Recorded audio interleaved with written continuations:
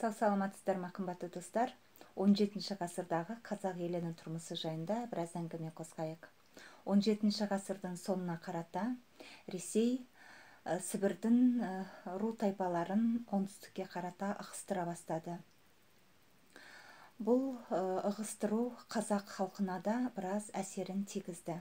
Сонымен қатар Петр I айтты: Орта Азия халықтарына Алтын Орда кілті мен қақпасы деп айтты. Сондықтан да бұл Алтын Орда кілті мен қақпасы болып тұрғандықтан Орта Азияның олар бізге бағынышты болу керек деді. Сондықтан да біртіндеп біз осы мемлекетпен қарым-қатынасымызды жөндеуіміз керек деген әңгімелерін айтты. Міне осындай әңгімелердің арқасында Қазақ хандығы арасында Ресеймен қарым-қатынас байланыстар орнады.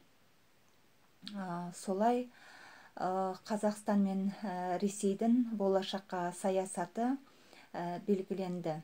Міне әскери отарлау саясаты күшейе түсті.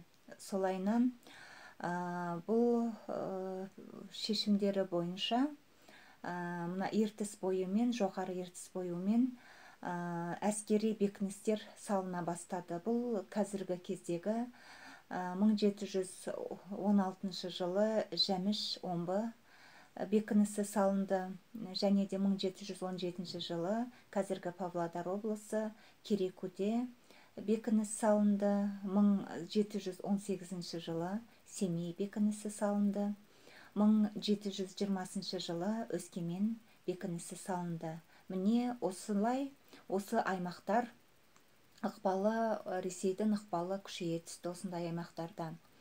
Міне қымбатты достар, 17 ғасырдың аяғындағы қазақ еліне ақырындап біртіндеп Ресей отаршыларының ақырындап келе бастауы міне осылайынан басталды. Сіздермен бірге болған Айжан Исламқызы, сау саламатта болыңыздар.